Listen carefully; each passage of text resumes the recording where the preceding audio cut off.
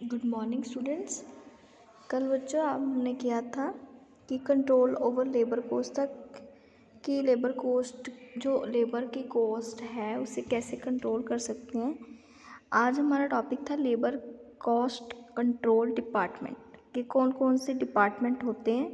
Personnel, engineering, time keeping, payroll and cost accounting department.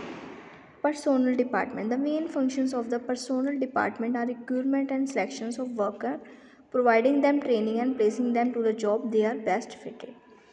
Personal department क्या होता है? Personally जो डिपार्टमेंट में इंटरव्यू होती है सेक्शंस के अकॉर्डिंग, आपने किसी को रिक्रूट करना होता है, बिजनेस में रखना होता है या जॉब में रखना होता है।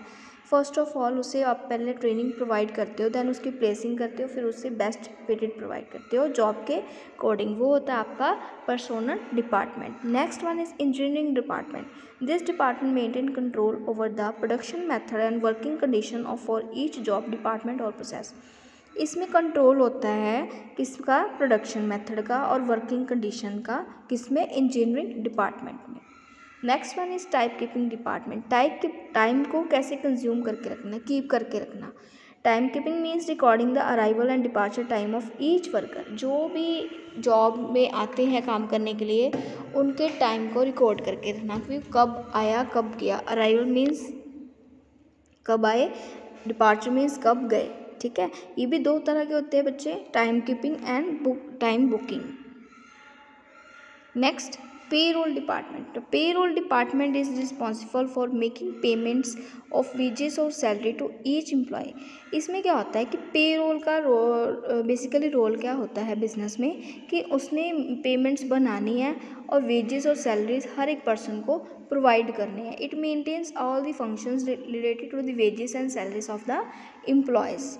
Next one is cost accounting department. The cost accounting department is responsible for the collection and classifications of all labor cost with the time cards, job cards, labor cost of various job works ordered etc.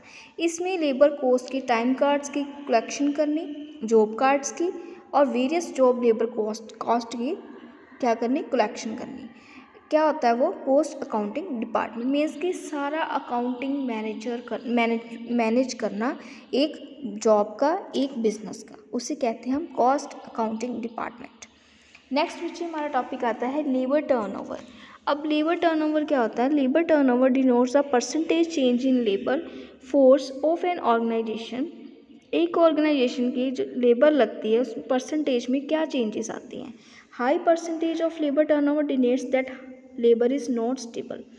इसमें labour turnover ratio का calculate करने का formula बच्चे, replace worker divide by total number of workers into 100। जो दोबारा replace होके आए हैं वर्कर और आपके बिजनेस में कितने वर्कर्स हैं, देन इनटू 100, वो हमारी आ जाएगी labour turnover ratio. Then causes कौन कौन सी हैं? Personal cause, unavoidable cause and avoidable cause. Personal death, 3 health, dislike for the job, marriage of women workers, retirement, family problem. Unavoidable में due to subordination, due to lack of attention to duty, due to immoral character, due to accident. Then avoidable causes में lack of job security, lack of proper training facilities, lack of promotion opportunities, lack of medical facilities. इसमें कुछ causes हैं जो अलग अलग different parts में divide है, personal के अकॉर्डिंग, अनवॉइडेबल के अकॉर्डिंग एंड वॉइडेबल के according. Then next one is major of labour turnover. अब मेजर कैसे कर सकते हैं लेबर टर्नओवर को? उसके बच्चे 3 पार्ट्स हैं, separation method, replacement method, flux method. जो सेपरेशन मेथड है उसमें लेबर टर्नओवर कैसे होगी? Number of employees left during a period, average number of employees during a period into 100। Okay, then replacement method कैसे होगा?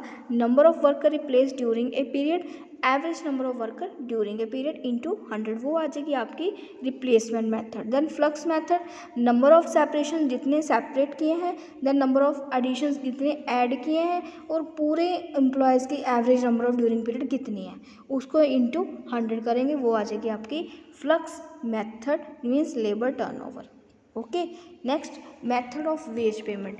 अब वेज पेमेंट के कितने मेथड होते हैं? Time wage rate system, piece wage rate system, incentive wage rate system. अब जो time wage rate system है, in this system the workers are paid on the basis of time spent in the factory irrespective of the amount of work done, कि उन्होंने अपना time spend किया है factory में, irrespective amount उनकी कितनी बनती है काम करने के बाद। टोटल अर्निंग कैलकुलेटेड कैसे करेंगे हम, ऑर्स वर्क एंड रेट पर ऑर, कि कितने और काम किया है, कितने रेट पर और काम किया, 1 घंटे के कितने पैसे थे और पूरे दिन के कितने पैसे बने, उसमें आएगा उनका टाइम वेज रेट सिस्टम।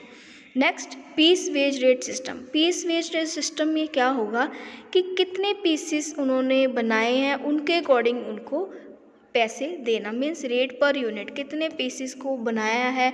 जैसे लेट सपोज एग्जामिनर्स होते हैं, एक दिन में कितने पेपर चेक करते हैं, उनके एक पेपर के कितने पैसे होते हैं, उस हिसाब से हम पीस वेज रेट सिस्टम कहते हैं। इसकी अर्निंग कैसे करते हैं, number of units into rate per unit. Next incentive wage rate system. Incentives means आपने इतना आपको टारगेट दिया था, उससे ज़्यादा आपने काम किया, वो बनता है आपका इंसेंटिव।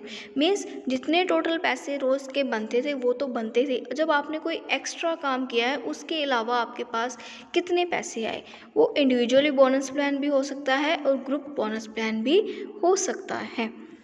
बच्चे आज का आपका यही टॉपिक था कि मेथड कौन कौन से होते हैं वेज पेमेंट के, और लेबर टर्नओवर को कैसे हम एक्सप्लेन करते हैं, और इंसेंटिव प्लान्स को कैसे करते हैं। थैंक यू सो मच बच्चे।